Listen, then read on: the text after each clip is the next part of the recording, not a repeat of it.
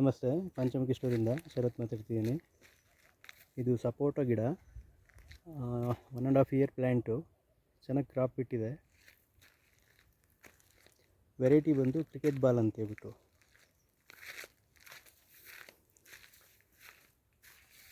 ಸುಮ್ಮನೆ ಮನೆಗೆ ಅಂತ ಒಂದು ಗಿಡ ಹಾಕಿದ್ದು.